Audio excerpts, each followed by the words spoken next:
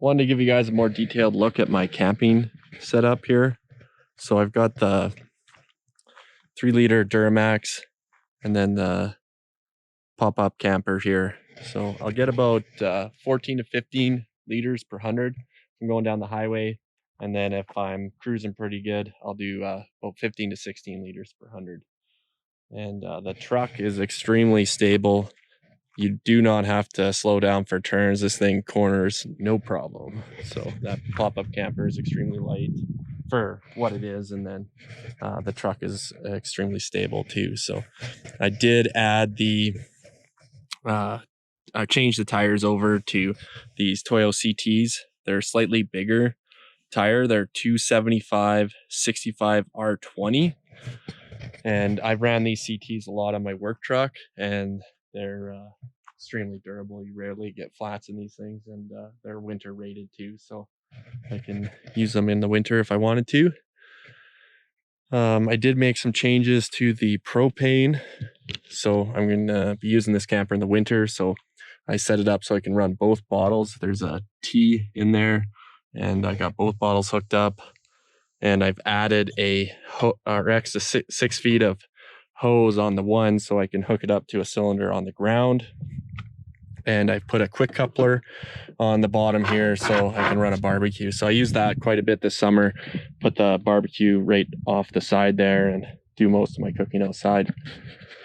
And then I've insulated, you can see I got the foam insulation here, and then up top, and then in the back is all insulated because I'll probably have this door open. It's not very well insulated anyways, and it's vented, and there's no like heat in here. So all that aluminum will transfer the heat inside the camper and probably end up frosting. So did all that extra insulating just because I'm going to be using this thing this winter. So, and then with AquaGo, I added the antifreeze kit, which is just this new filter element with it's got a little electric element inside of it, and then you just basically plug these 2 wires in, put the new filter in, and that's it. And then reset the controller, and it gives you the setting inside the controller. Comes with this plug to put in the flue, just so that air doesn't go through that heat exchanger and freeze it. So I'll show you guys that. It's pretty cool. You go into the settings here.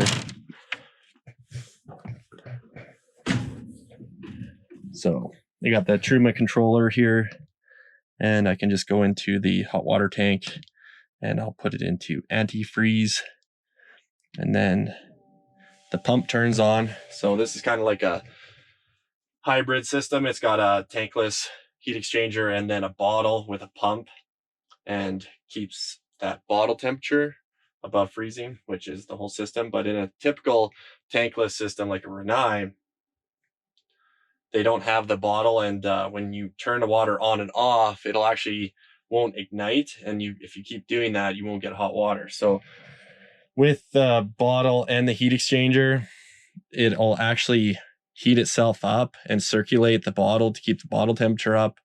It's a pretty cool system, and it works really well. So really happy with that. So the comfort setting, that's going to maintain the bottle temperature at your set point, 49. And then I can go into eco mode, which you set your water temperature at whenever there's a demand, but it's not going to sit there and maintain the bottle at 40, whatever your set point is.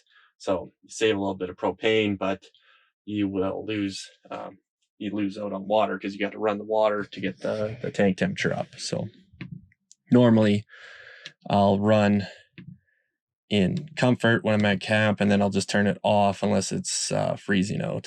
Then I'll probably run it in eco mode. So these are all the settings on the bottom here. On the top, that tells us that the furnace is on, the hot water tank's on. We're set up for propane. They've got diesel options with the Truma system. And then the last one here just is for the fan setting. So that's what's going on at the top there. So this is just that's our cabin temperature. I can set it wherever I want. It is actually nice. Now that I've been working with the system, I prefer having the heat and the hot water separate. Just gives you more options on what you want to do with the system. And then this Vario heat system is like next level when it comes to heating. If you go into the setting, and I'll just set it up to 30 here. It's going to take a minute to warm up, but it goes, once it falls behind, it'll go into a boost mode, and it's crazy how much heat this little thing will put out. So I'm going to be drying gear in here in the winter, and I don't think I'm going to have a problem with that thing. It works really well. So just lit there. With the thermal brake, I did my own thermal brake on the unit. I got a little bit wider strips so they kind of overlap a bit. And then on the bottom, it goes down to the fiberglass. And then the same thing on the top. So just to keep any of that aluminum from condensating. So it's going to be, it'll definitely be humid in here when you're drying gear out in the winter. Snowmobiling and that kind of stuff. So I added the foam insulation on this panel here too, because that's directly on the other side of the propane. It was pretty easy to cut out. Nice little piece for that. But I'm really excited for this winter, and I'm going to be using this camper. If you want to see some more videos, I'm going to have it.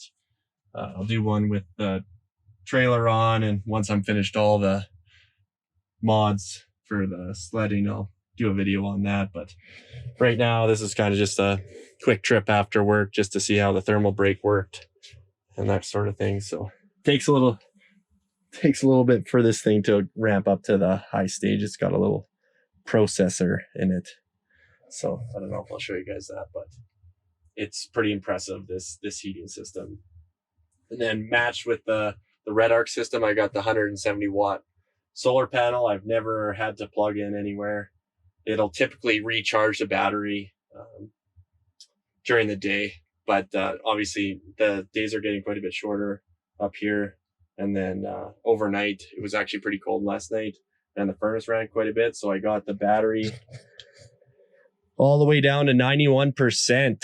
So I think that's the lowest I've ever had it, just because this charging system, and it's got the 170 amp hour battery in it. So I honestly don't think I'm going to need a generator this winter to run my camping setup for, 2-day trips and that kind of thing. If I'm going to go out for, 5 days or something, I'll probably need a generator. But just with the battery capacity and then the charging capabilities of the Red Arc, I think I'll be just fine. So this thing's puking some heat out, but it's not ramping up quite yet. So show you guys that in another video. But yeah, that's used this whole setup quite a bit this summer, and really happy with it. If you got any questions, leave them in the comments, and if you want to see more of this kind of stuff, subscribe.